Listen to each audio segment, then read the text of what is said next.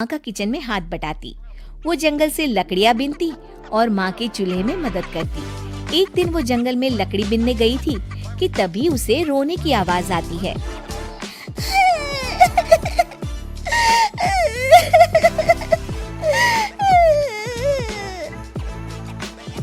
अरे, यहाँ कौन रो रहा है? इस जंगल में भला किसी के रोने की आवाज? जरूर कोई जंगल में फंस गया होगा। वो देखती है तो उसे एक परी दिखाई देती है जिसका एक पंख टूटा होता है। अरे, तुम कौन हो और क्यों रो रही हो? मैं परीलोक की रानी हूँ। पृथ्वीलोक में घूमने आई थी, लेकिन देखो ना, मेरे पंख ही टूट गए। अब मैं कैसे उड़ान भरूंगी? अरे, इसे जोड़ना तो आसान है। रुको, मैं अभी जोड़ देती हूँ। ये कहकर गौरी लकड़ी और रस्सी की सहायता से पंखों को जोड़ देती है। परी अपने जुड़े हुए पंखों को देखकर खुश हो जाती है और गौरी को वरदान देती है कि वो पूर्णिमा की रात किसी भी चीज को हाथ लगाएगी तो वो सोने की हो जाएगी। लेकिन गलती से अगर उसने किसी इंसान को छू लिया तो वो अगली पूर्णिमा तक सोने का ही रहेगा। गौरी घर आती है और सारी बात अपने माता पिता को बताती है। गौरी की माँ उसे कहती है, तू भी ना गौरी, सारा दिन परियों की कहानियाँ पढ़कर स्वप्न लोक में ही रहती है। नहीं माँ, मैं सच बोल रही हूँ।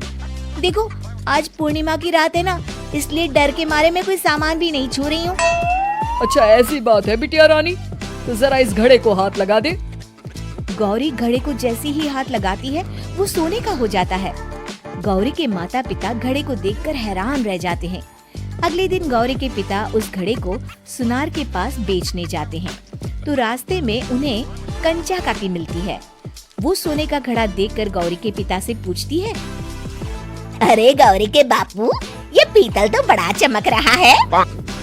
अरे काकी, ये पीतल नहीं, सोना है, सोना। बेचने ले जा रहा हूँ। अरे कहीं कोई लॉटरी लग गई है क्या? इतना सोना?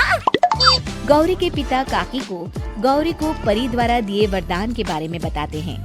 काकी गौरी के पिता की बात सुनकर सोच में पड़ जाती है और फिर अगले दिन काकी गौरी के घर आती हैं। गौरी के बापू, तुम्हारे लिए मैं खुशखबरी लाई हूँ। तभी गौरी की माँ पूछती है, क्या खुशखबरी है काकी? अरे, तुम्हारी बेटी का रिश्ता मैं अपने बेटे से करना चाहती हूँ। अरे, कब तक अपनी सयानी लड़की को घर पर बिठा कर रखोगी? हाँ, देखो काकी, मैं ऐसे ही व्यक्ति से अपनी बेटी की शादी कराऊंगा जो गौरी के वरदान से नहीं, उसके गुणों को समझे। अरे, हमें तो गौरी के गुण अच्छे लगे, इसीलिए तो आ गई हूँ मैं। फिर गौरी के माँ बाप मान जाते हैं और उसकी शादी काकी के बेटे से हो जाती है। अगले दिन, अरे गौरी, कल पूर्णिमा की रात है। तुम्हारे पिताजी परी के वरदान के बारे में बता रहे थे, तो मैं ना कुछ चीजें रख दूंगी, जरा हाथ लगा देना। तभी गौरी का पति वहाँ आ जाता है और अपनी माँ से कहता है, माँ, क्या जरूरत है गौरी के वरदान को इस्तेमाल करने की?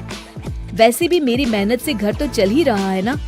और गौरी के पिता ने भी यही कहा था कि वो ऐसे ही व्यक्ति से उनकी बेटी की शादी करेंगे जो गौरी के वरदान से नहीं, उसके गुणों को समझे। अरे बस कर किताबी बातें। तेरे लिए क्या लड़कियों की कमी थी जो मैं ये किसान की बेटी घर ले आती?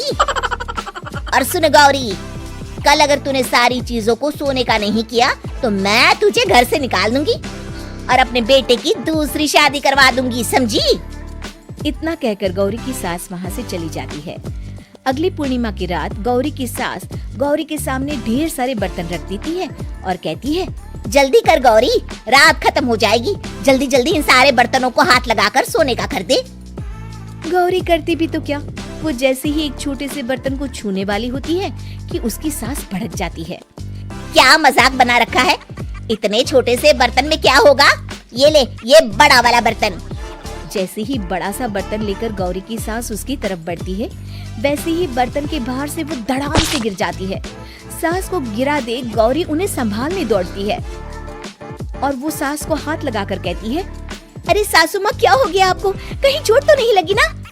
लेकिन जैसे ही वो हाथ सास से हटाती है तो देखती है कि उसकी सास सोने की हो गई है।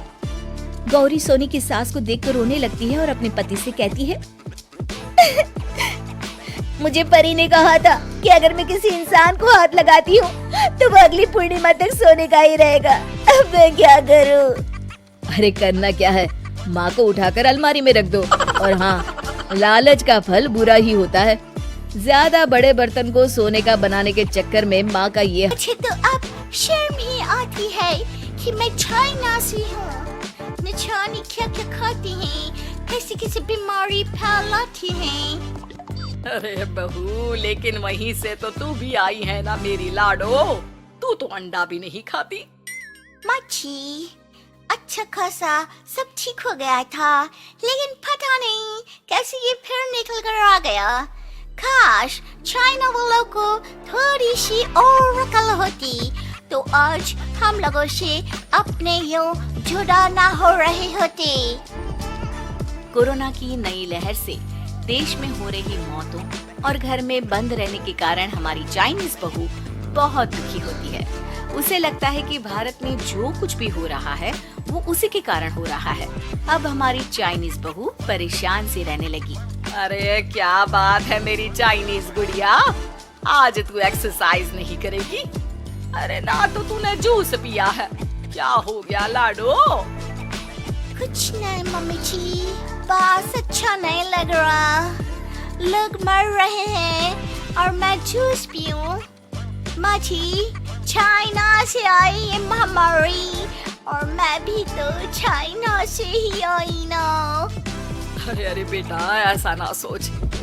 सास पूरी कोशिश करती कि वो चाइनीज बहू को समझाए कि इस बीमारी के लिए वो खुद को दोषी ना समझे, लेकिन माँ जी, मैं आज खाना नहीं खाऊंगी।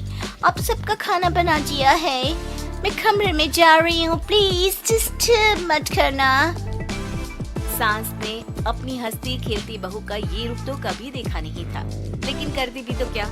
अगले दिन सुबह सुबह, अरे ये पूरे घर से स्वादिष्ट खाने की महक आ रही है। ये कौन है जो चाय बनने के वक्त लंच बनाकर तैयार कर रहा है? वो किचन में आती है जहाँ चाइनीज बहू ने शुद्ध वैष्णव खाना तैयार कर रखा था। अरे बहू, सोई नहीं क्या जो इस वक्त इतने प्रकार का खाना बना लिया? हाँ हाँ माँ जी, क्या करे, जब दिल में बोझ हो तो नींद नहीं आती। तभी तो मैंने सोचा मैं गरीब और जरूरतमंद लोगों को खाना पहुँचा दूंगी। वो ढेर सारा खाना रोज बनाती और गरीब और बेसहारा लोगों में बांटती। क्या कर रही है बहू? कितने दिनों से देख रही हूँ तू अच्छे से सोती भी नहीं है। क्यों कर रही है लाडो? क्या करूं माँ जी, मेरे देश के लोग जीवन की लड़ाई लड़ रहे हैं और मैं सो जाऊं, मुझसे नहीं होता।